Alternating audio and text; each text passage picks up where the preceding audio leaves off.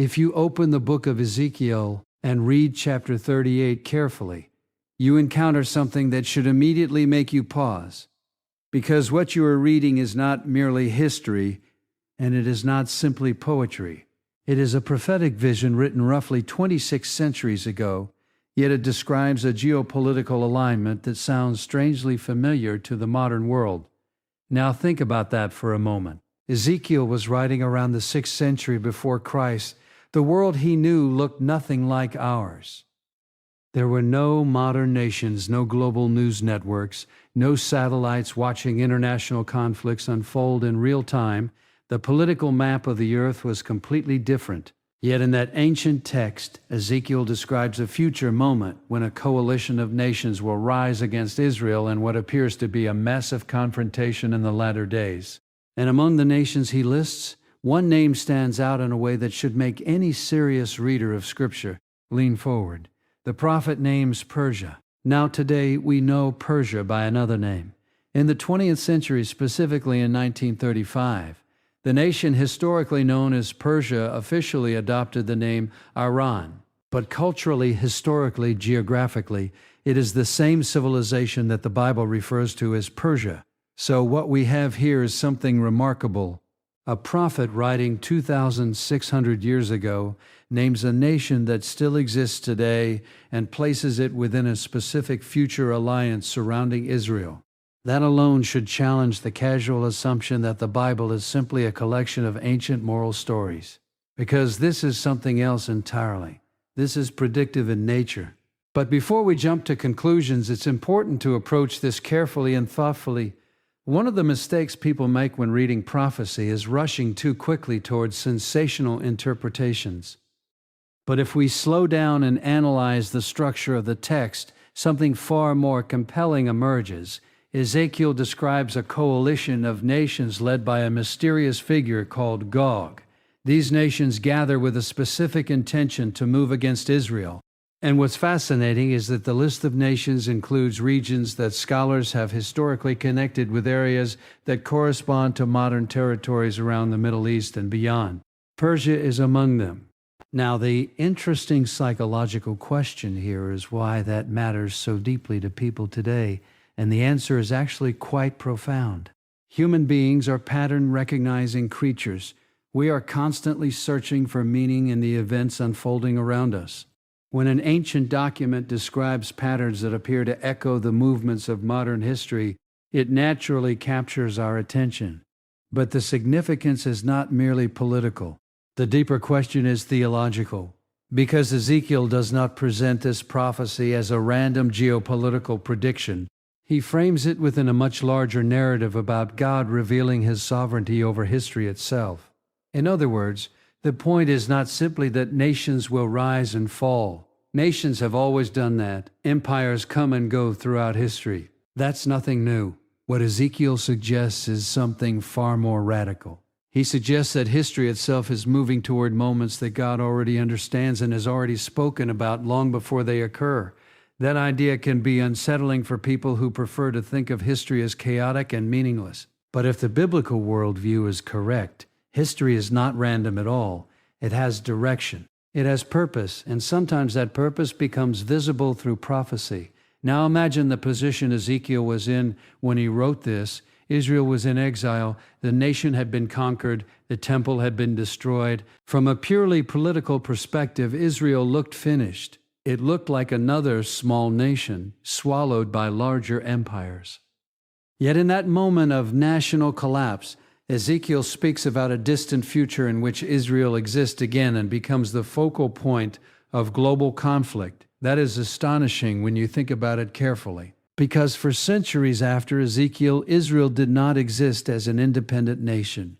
It disappeared from the political map of the world, and yet the prophecy assumes that one day Israel would again be a nation surrounded by hostile powers, which brings us to the modern era. In 1948, after nearly 2,000 years of dispersion, the nation of Israel was reestablished, and suddenly the ancient words of Ezekiel began to feel less like distant symbolism and more like something worth examining very seriously. Now again, the responsible response is not panic or speculation. The responsible response is reflection, because what prophecy does, when approached properly, is not create fear. It creates awareness. It forces us to ask deeper questions about history, about meaning, and about the possibility that the world we inhabit is part of a story far larger than we typically imagine. And that realization leads us naturally into the next question. If Ezekiel accurately identified Persia, modern Iran, as part of this prophetic alliance, what does that mean in the context of the world we see forming around us today? That's where the discussion becomes even more intriguing. But before we move there, it's worth letting the weight of this first observation settle in your mind. A prophecy written 26 centuries ago names a nation that still stands today, positioned within a future conflict surrounding Israel. And that should cause any thoughtful person to pause and consider a possibility many people prefer to avoid. Perhaps the Bible is not merely describing the past, perhaps it is revealing the structure of the future. And if that is true, then ignoring it may be one of the most dangerous mistakes a person can make. Now, once you begin to grasp the significance of that first observation, that an ancient prophecy names Persia in connection with a future conflict involving Israel, the next step is to examine something that many people surprisingly do not realize. The Persia mentioned in Ezekiel is not some lost civilization buried in the dust of ancient history. It is a nation that still exists today. We simply call it by a different name. For most of human history, the region we now know as Iran was called Persia. That name carried enormous weight in the ancient world. The Persian Empire was one of the most powerful and influential empires in human history. It stretched across vast territories, connecting cultures, languages, and civilizations. When the Bible speaks about Persia, it is referring to that very civilization. But in 1935, something important happened. The government of Persia officially requested that the international community begin using the name Iran instead. The change was largely political and cultural, reflecting how the people of that nation historically referred to their own land. Yet the geography did not change. The people did not disappear. The civilization remained exactly where it had always been. So when Ezekiel wrote about Persia, he was pointing to a nation that sits precisely where modern Iran exists today. That realization tends to surprise people, and psychologically speaking, that reaction makes sense. Many individuals approach the Bible assuming, that its references to nations belong only to ancient history. They imagine names like Persia, Babylon, or Assyria as relics of a distant past disconnected from the modern world. But occasionally you encounter a moment where the ancient name lines up almost perfectly with a modern nation, and suddenly the text feels far more immediate. And that is exactly what happens here. Now, it's important to understand that Ezekiel does not mention Persia casually. Persia appears within a list of nations forming a coalition against Israel in the latter days. That placement matters. It suggests a specific alignment within a broader geopolitical structure described in the prophecy. What makes this fascinating from a historical perspective is that Persia, and later Iran, has always played a major role in the dynamics of the Middle East. For thousands of years, it has been a significant cultural and political force in the region. Empires rose and fell around it, but Persia endured as a major civilization. But here is where this story becomes even more intriguing. If you look at the biblical narrative as a whole, Persia is not always portrayed as an enemy of Israel. In fact, at certain points in history, Persia was instrumental in helping the Jewish people. One of the most famous examples involves King Cyrus of Persia, who allowed the Jewish exiles to return to Jerusalem and rebuild the temple after the Babylonian captivity. So historically speaking, Persia and Israel were not always adversaries. In some periods, they were allies. That fact adds an interesting layer of complexity to the prophecy, because when Ezekiel speaks of Persia participating in a future coalition against Israel, he is describing a relationship that does not necessarily match every historical moment between the two civilizations. Instead, he is describing something that will emerge later in the unfolding of history. And when you observe the modern world, you begin to see why this prophecy captures so much attention. Modern Iran has positioned itself as one of Israel's most outspoken opponents in the region. The political rhetoric, the ideological conflict, and the strategic tensions between the two nations are well documented. Now again, the goal here is not to sensationalize these realities or turn prophecy into a political spectacle. That is a mistake people often make. The deeper purpose of examining prophecy is not to feed anxiety about world events. It is to recognize that history may be unfolding along patterns that Scripture described long ago. There is something psychologically profound about that realization, because it confronts a very modern assumption, the belief that human civilization is moving forward in a purely secular and accidental way. Many people assume that history is simply the product of economics, power struggles, and random events. But biblical prophecy introduces a radically different perspective. It suggests that beneath the visible movements of politics and culture, there is a deeper narrative unfolding, one that human beings do not fully control. And when an ancient text identifies a nation like Persia, which we now recognize as Iran, and places it within a future scenario involving Israel, it forces thoughtful readers to reconsider their assumptions about how history works. Perhaps these events are not random after all. Perhaps the patterns described in Scripture are not merely symbolic language, but reflections of a larger structure guiding the movement of nations. And if that possibility is even partially true, then ignoring it would be intellectually careless. Because the Bible is not presenting prophecy as entertainment. It is presenting it as revelation. It is meant to awaken people, to make them aware that the story of humanity is moving somewhere, that events are not drifting aimlessly through time. Persia becoming Iran did not erase the identity of the nation Ezekiel described. It simply changed the label on the map. The civilization remained, the geography remained, and the role described in the prophecy still invites careful reflection. And that realization leads us to an even more compelling question. If Persia, modern Iran, is identified in Ezekiel's prophecy, who are the other nations involved in this alliance, and why do they appear together in the text? Because once you begin examining that list, the picture that emerges becomes even more striking. But before we move there, pause for a moment and consider the significance of what we've already uncovered. A nation named in a prophecy written 26 centuries ago still exists today under a different name, standing in the very place Scripture described. And that leaves us with a question that every serious thinker eventually has to face. What if the ancient prophets were not guessing about the future? What if they were seeing something we are only now beginning to understand? Once you begin to see that Persia, what we now call Iran, is clearly identified in Ezekiel's prophecy, the next step is to examine the rest of the coalition that the prophet describes. And this is where the text becomes even more fascinating, because Ezekiel does not describe a single nation acting alone. He describes an alliance, a gathering of multiple powers, each coming from different regions, unified around a single objective.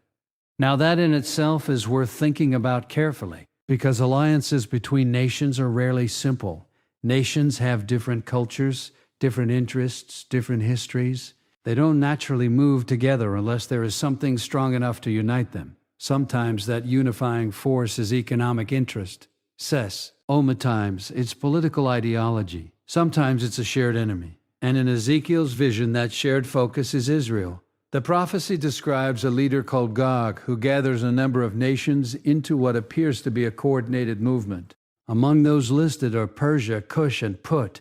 It also mentions regions associated with names like Gomer and Beth Togarmah. Now, for the modern reader, these names can feel distant or mysterious. But when scholars and historians study the geography of the ancient world, many of these locations correspond to regions we can identify today.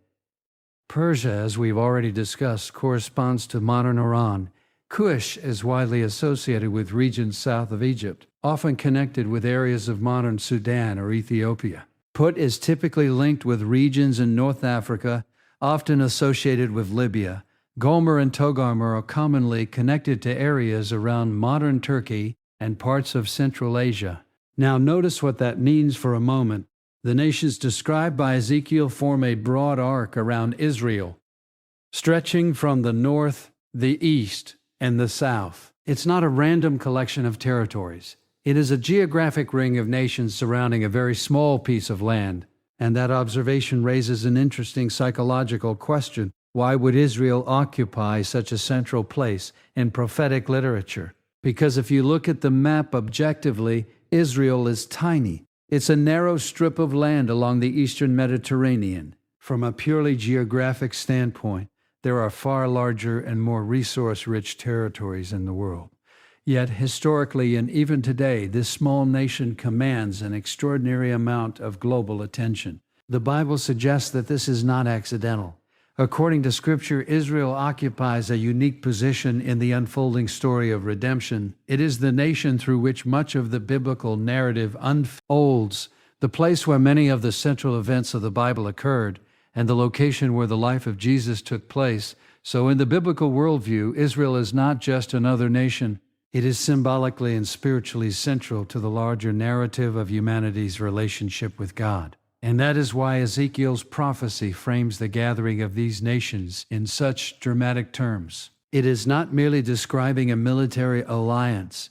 It is describing a moment when forces converge around something that has profound spiritual significance. Now, from a modern perspective, alliances like the one Ezekiel describes are not unusual. Throughout history, nations have formed coalitions for strategic purposes. We've seen military alliances, economic unions, and political blocs appear and disappear as circumstances change. But what makes Ezekiel's description so intriguing is that it anticipates a specific grouping of regions that, when viewed through a modern lens, appear remarkably plausible. You have a powerful northern influence associated by many interpreters with regions north of Israel. You have Persia or Iran from the east. You have North African regions to the south and west, and you have areas connected to modern Turkey in the north.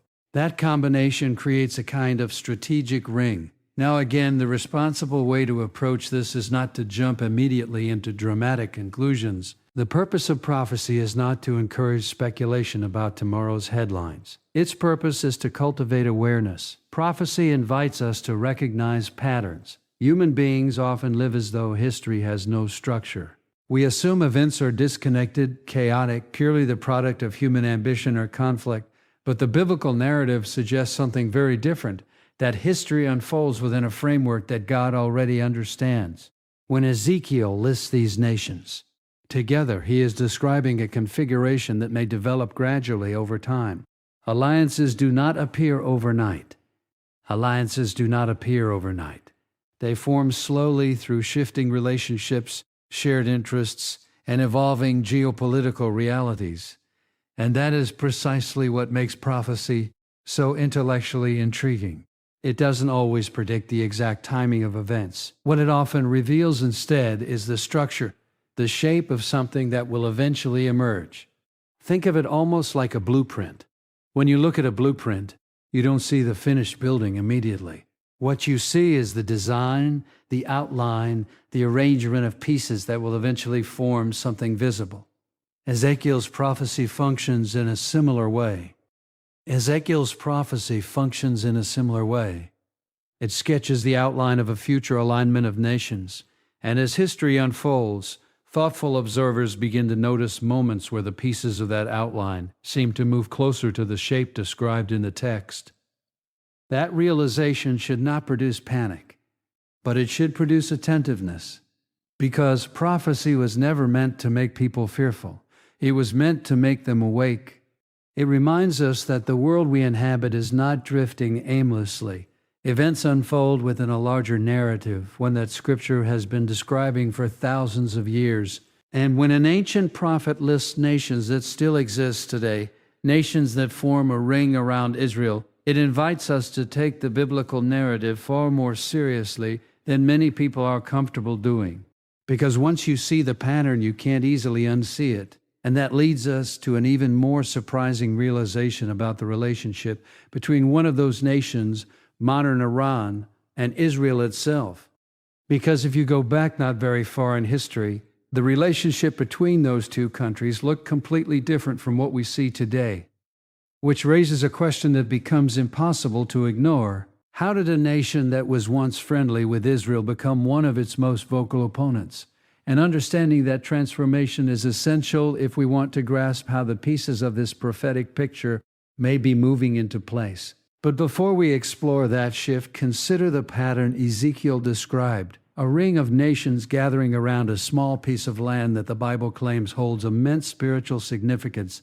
History may look chaotic on the surface, but sometimes, if you look closely enough, you begin to see that the pieces are forming a picture that was drawn long before our time. Now, here is where the story takes a turn that many people find surprising.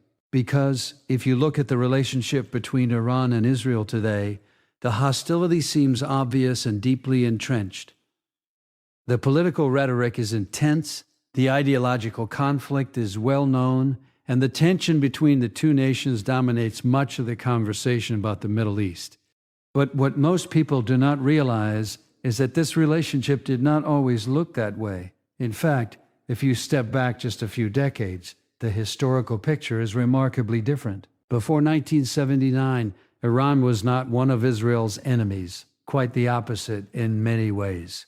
Quite the opposite in many ways. Iran maintained diplomatic relations with Israel and had cooperative ties with Western nations. There were economic exchanges, strategic conversations, and a degree of political alignment that would seem almost unimaginable to many people today. Now that should make you pause for a moment, because it reveals something important about how quickly the course of history can change. Nations that appear permanently aligned can suddenly shift directions. Political systems collapse. Revolutions occur. Entire worldviews are replaced within a single generation. And that is exactly what happened in Iran.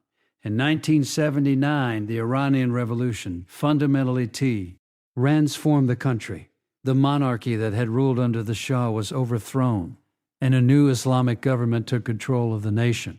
The revolution was not simply a political shift. It was ideological and spiritual in nature. It redefined the identity of the country and reoriented its posture toward the rest of the world. Almost overnight, the strategic alliances that had existed previously began to dissolve. Iran's relationship with Western nations deteriorated, and its attitude toward Israel changed dramatically. Now, from a purely historical perspective, revolutions like this are not unusual. When societies undergo profound internal upheaval, their external relationships often change as well. New leaders bring new priorities, new ideologies reshape national goals. But when you place this historical transformation alongside the prophecy we have been discussing, the situation becomes far more intriguing. Remember what Ezekiel described. He spoke of a future coalition in which Persia would stand among the nations aligned against Israel. At the time Ezekiel wrote those words, the relationship between Persia and the Jewish people was not inherently hostile. In fact, as we mentioned earlier, Persian rulers had even assisted the Jewish people at certain points in history. So the prophecy was not simply describing the political reality of Ezekiel's own time. It was pointing toward a future shift, something that would develop long after the prophet himself was gone. And when you examine the 20th century, you see a moment where the trajectory of an entire nation changes direction in a way that suddenly aligns more closely with the pattern Ezekiel described. Now again, the purpose of recognizing this is not to create sensationalism. Prophecy should never be treated like a dramatic script where we rush to label every headline as the final fulfillment of ancient predictions. That approach actually distracts from the deeper purpose of Scripture. The deeper purpose is awareness. It is meant to remind us that history does not move in straight lines forever. Human societies can change direction quickly and dramatically. Alliances that seem stable can dissolve. Enemies can become partners, and partners can become partners, and partners can become adversaries. The geopolitical landscape is far more fluid than people often assume, and that realization carries a psychological lesson that extends beyond politics. Because human beings tend to believe that the present arrangement of the world will continue indefinitely, we assume that the structures around us are stable and permanent. But history continually proves otherwise. Entire civilizations rise, flourish, and disappear. Ideologies emerge with enormous confidence and then collapse within a generation. What prophecy does is introduce a different way of thinking about that instability. Instead of viewing historical change as purely chaotic, the biblical perspective suggests that certain patterns unfold within a larger framework that God already understands. The shifts that seem shocking to us may simply be part of a much longer story that Scripture has been describing for thousands of years. And when you look at the transformation of Iran through that lens, it becomes one more piece of a much larger puzzle. A nation once friendly to Israel undergoes a profound revolution. Its ideology shifts, its alliances change. Its position within the geopolitical landscape begins to resemble the role described in an ancient prophecy. Now, does that mean we know exactly how the future will unfold? Of course not. Anyone who claims to possess that level of certainty about prophecy is usually overestimating their understanding. But it does mar. That thoughtful observer should pay attention, because when the patterns described in Scripture begin to echo within the movements of modern history, ignoring those patterns would be intellectually irresponsible. It invites us to step back and recognize that the world may not be as random as it appears on the surface. Beneath the visible movements of politics and culture, there may be deeper currents shaping the direction of events. And that realization should lead us not to fear, but to reflection. Because if history truly unfolds within a larger story, one that God has been revealing for centuries, then the most important question is not simply what nations will do next. The most important question is how we ourselves are positioned within that story. Because the ultimate purpose of prophecy is not to satisfy curiosity about geopolitics. It is to awaken people to the reality that history is moving somewhere, and if the direction of history matters, then the direction of your own life matters as well. So the transformation of Iran is more than a geopolitical shift. It is a reminder that the world can change faster than we expect, and that the patterns written long ago may still be unfolding before our eyes. And the wise response to that realization is not complacency, it is attention. Because history has a way of revealing the truth to those who are willing to look closely enough. Now, as we move deeper into Ezekiel's prophecy, something becomes increasingly clear. The central focus of the entire narrative is not actually Persia or Gog or any of the other nations listed in the text. The real center of gravity in this prophecy is Israel itself. And that raises an important question, one that thoughtful people inevitably ask when they encounter passages like this. Why Israel? Why does this relatively small piece of land appear again and again at the center of biblical prophecy 7? Because if you look at it purely through the lens of geography or economics, Israel should not occupy such an outsized role in world attention. It is not one of the largest countries on the planet. It does not possess the kind of vast territory that historically defined global empires. Yet for thousands of years, this narrow strip of land along the eastern Mediterranean has drawn the attention of empires, religions, ideologies, and civilizations, and that is not a modern phenomenon. It has been true throughout history.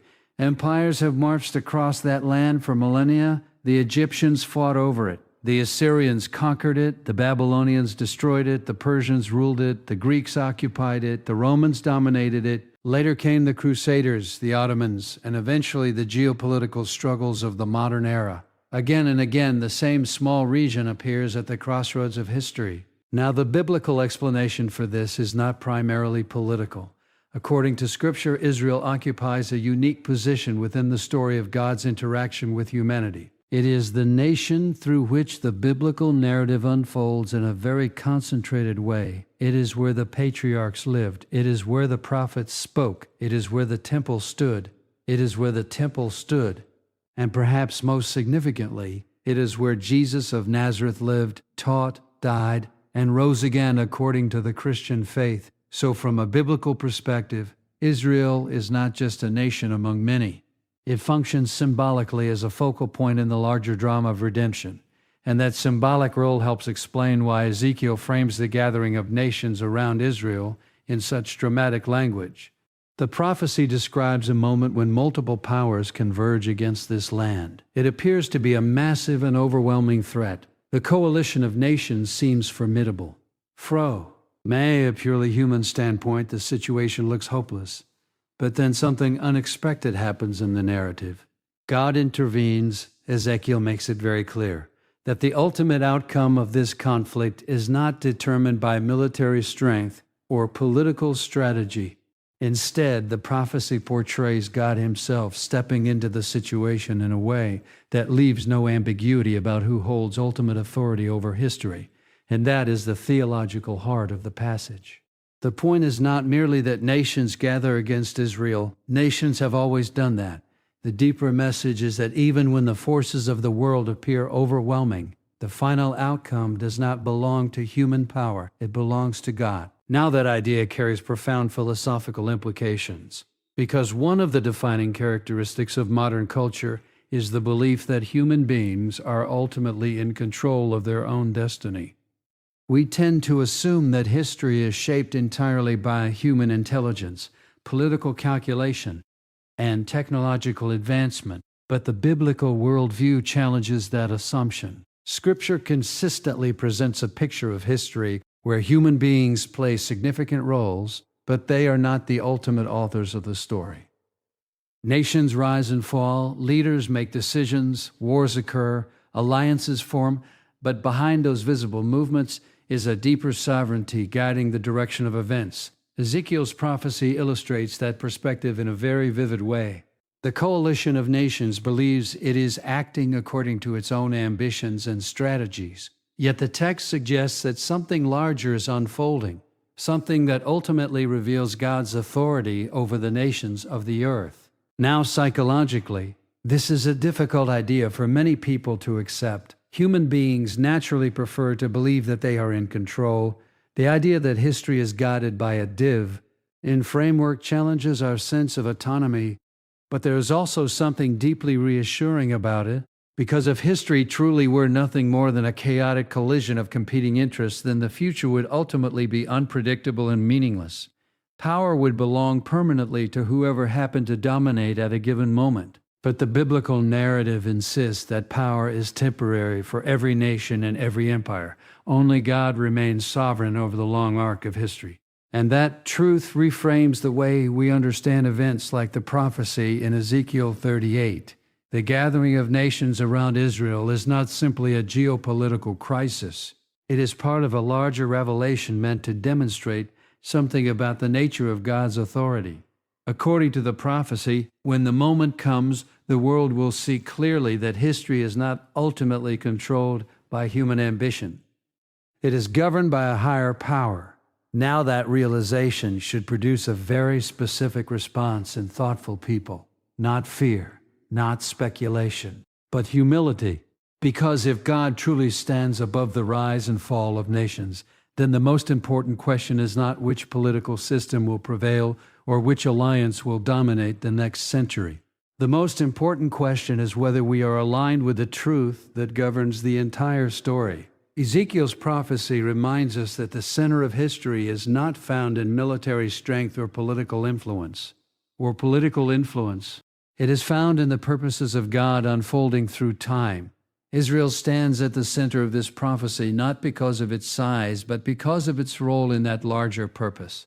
And that leads us to a sobering realization. If the movements of nations ultimately reveal the authority of God, then ignoring that authority does not make us independent. It simply makes us unprepared, because history has a direction and ever. Y generation eventually discovers that it is part of a story far bigger than itself, and the wisest thing any person can do is make sure they understand which side of that story they are standing on. When you step back and look at everything we've discussed, the ancient prophecy, the identification of Persia as modern Iran, the coalition of surrounding nations, the historical transformation of Iran's relationship with Israel, and the central role Israel plays in the biblical narrative, you eventually arrive at a question that is far more personal than geopolitical. What are we supposed to do with this information because that is ultimately the purpose of prophecy. It is not given merely to satisfy curiosity about world events. It is not meant to function as a kind of spiritual news analysis where people endlessly speculate about which headline might match which verse. If that is all we take from prophecy, we have misunderstood it completely. The real purpose of prophecy is psychological and spiritual awakening. It is meant to confront human beings with the reality that history is not random, that events are not drifting aimlessly through time, and that the world we inhabit is part of a story that began long before us and will continue long after we are gone. Now that realization can feel uncomfortable at first.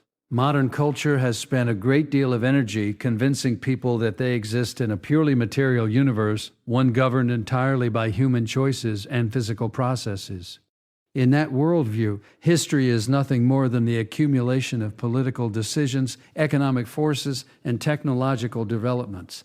But biblical prophecy introduces a radically different framework.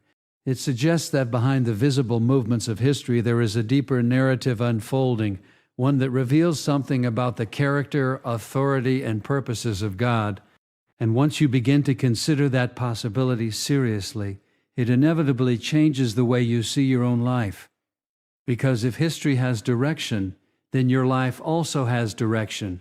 If the story of the world is moving toward meaningful conclusions, then your choices are not insignificant details lost in the noise of time. They are part of how you position yourself within that larger story. That is why Jesus repeatedly told his followers to watch, to stay alert, and to remain spiritually awake. Those instructions were not about living in constant anxiety over world events. They were about cultivating awareness.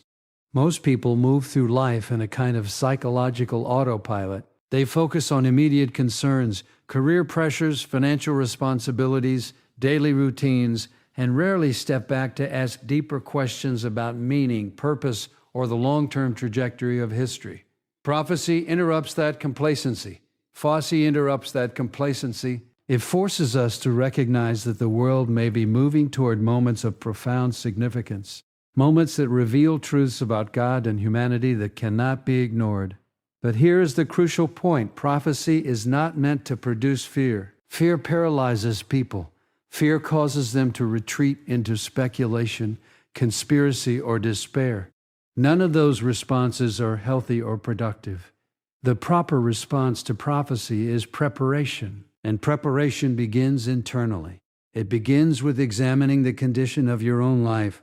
Are your values aligned with truth? Are you living with integrity? Are you paying attention to the deeper realities of existence? Or are you simply drifting through the routines of modern life without reflection? These questions matter far more than predicting the timing of future events.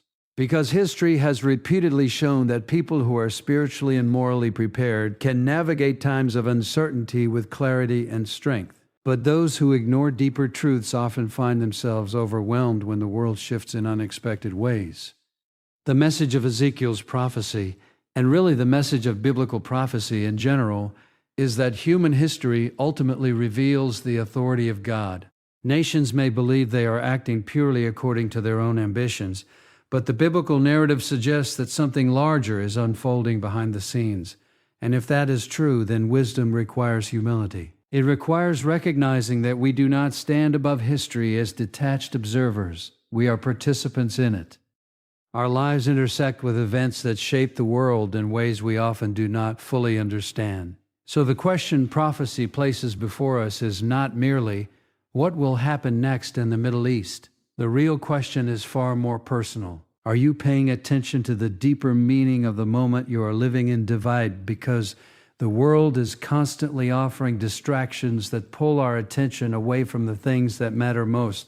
Entertainment, endless information, political arguments, social media, all of it creates a kind of mental noise that makes it easy to ignore the deeper spiritual questions that define human existence. Prophecy cuts through that noise. It reminds us that history has structure, that God is not absent from the world, and that every generation eventually faces moments where truth becomes impossible to ignore. The wise response is not panic, it is clarity. Clarity about what you believe. Clarity about the values that guide your life. Clarity about whether you are living in alignment with the truth that governs the story of the world. Because when history reaches moments of profound revelation, The people who are prepared are not the ones who predicted every event correctly. They are the ones who were paying attention. So as we reflect on the prophecy of Ezekiel and the patterns unfolding in our world, the most important takeaway is not a timeline or a theory. It is a challenge. A challenge to wake up spiritually, to think deeply about the direction of history, and to ensure that your life is aligned with the truth that stands above every nation and every generation. Because the future will eventually reveal what is real, and the only question that truly matters is whether you were wise enough to prepare for it.